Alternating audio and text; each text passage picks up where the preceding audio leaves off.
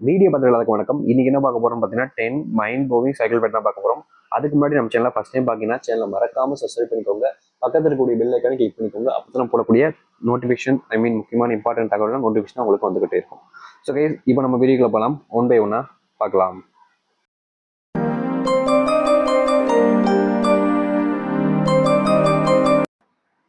ஒரு ஆண் உங்கள் உடம்பிற்காக மட்டும் உங்களை காதலித்தால், உங்களுடன் இருக்கும்போது அவர்கள் கைகள் அவரை உடம்பும் உங்களை தான் அதிக அளவில் உரசி கொண்டிருக்கும். தெரியாத போல் காமித்தும் கொள்வார்கள், ஆனால் வேண்டுமென்றே செய்வார்கள். இங்க இருக்கக்கூடிய பொண்ணுங்க நிறைய பேர் லைஃப்ல ஏமாந்து போறது ஒரு முக்கியமான காரணமே இதுதான். ஏன்னா இந்த பொண்ணுங்க உண்மையா அவங்கள விரும்பிடுறாங்க. ஆனா அந்த பசங்க அவங்கள விரும்பாம அவங்களுடைய உடம்புக்காக ஆசைப்பட்டு எல்லாமே இருக்கிற மாதிரி காமிச்சுக்கிறாங்க. பட் கடைசி அந்த தேகம் அவங்களுக்கு கிடைச்ச உடனே தூக்கி போட்டு போயிடுறாங்க. இப்படிப்பட்ட பர்சன் முதல்ல செய்யக்கூடிய ஒரு விஷயமே, உங்க ரிலேஷன்ஷிப்ல இருக்கும்போது உங்க உங்க கூட இருக்கும்போது அவங்களுடைய கையாக இருக்கட்டும் இல்லை உடம்பா இருக்கட்டும் ரொம்ப நெருக்கமா இருக்கும், ரொம்ப உரசிக்கிட்டு இருக்கும். முக்கியமா உங்க உடம்ப எந்த பாட்டா இருந்தாலும் சரிங்க, அவங்க அதை தொட்டுக்கிட்டே இருக்குன்றதுக்காக நெருக்கமாகவே இருப்பாங்க. எவ்வளவுதான் இடம் இருந்தாலும் சரி, என்னதான் இருந்தாலும் சரி. நீங்க என்ன நினைப்பீங்க, நம்ம இப்பதான் இருப்போம், நம்ம சேர்ந்து கொஞ்ச நேரம் தான் இருக்க முடியும் அப்படின்றதுக்காக அவங்க இப்படி பண்றாங்கன்னு. பட் அவங்களுக்கு தேவைப்படுறது உங்களுடைய உடம்பு மட்டும்தான். ஸோ கேர்ஃபுல்லா இருக்கணும் இந்த மாதிரி பர்சன் கூட.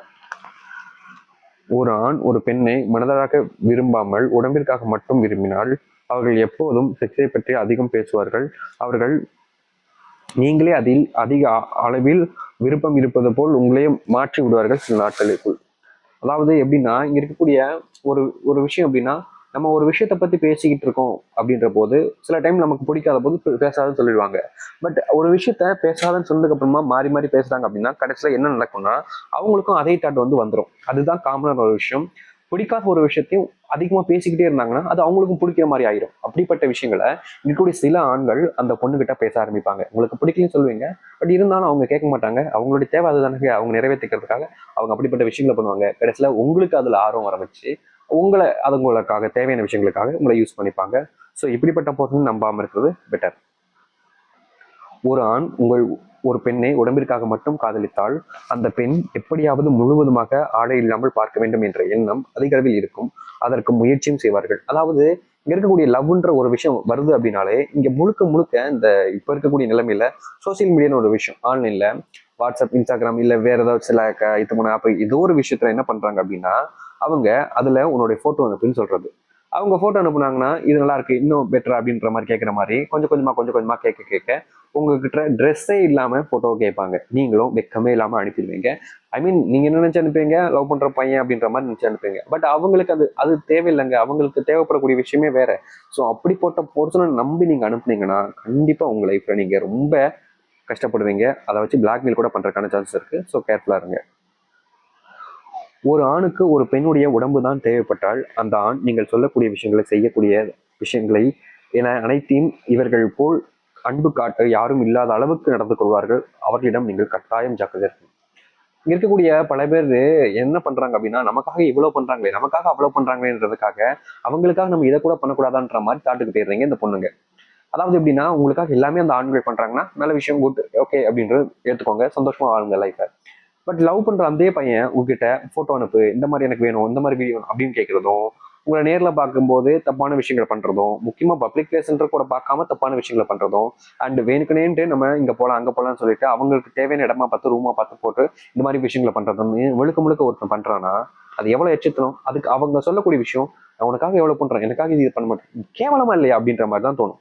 ஸோ உங்க லைஃப்ல இப்படிப்பட்ட ஒரு கேவலமான ஜென்மத்தோடு நீங்க இருக்கீங்கன்னு தெரிஞ்சுச்சுன்னா இப்பவுமே விட்டு விலகிடுங்க. அப்புறம் நீங்க என்ன நினைப்பீங்க லைஃப்ல, அதுக்கப்புறம் உட்காந்து ஃபீல் பண்றதுன்றது எந்த யூஸ் இல்லை.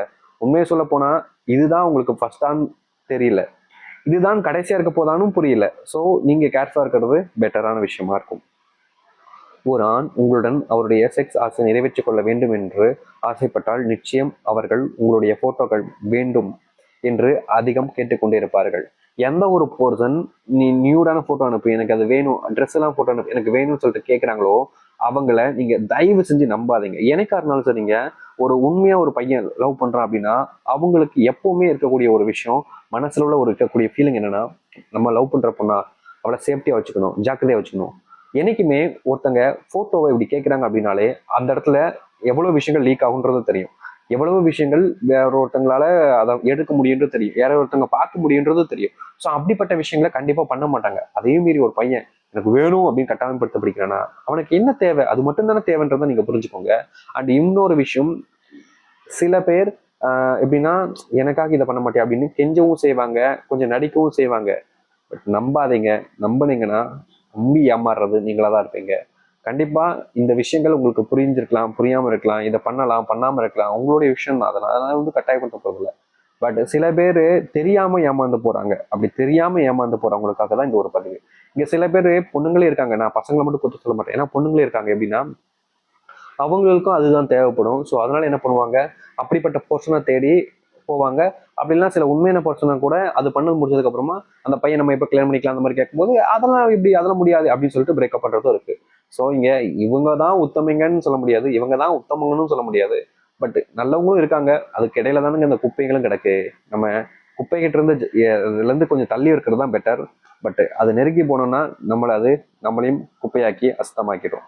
ஸோ உங்க லைஃப்ல நடக்கக்கூடிய விஷயங்கள் தெரிஞ்சுக்கோங்க, புரிஞ்சுக்கோங்க, புரிஞ்சு நடந்துக்கோங்க. அப்புறம் ஏமாந்து நிக்காதீங்க. ஸோ இந்த வீடியோ அவ்வளோதான். பிடிச்சிருந்தா லைக் பண்ணுங்க, ஷேர் பண்ணுங்க. Tata, see you, bye bye.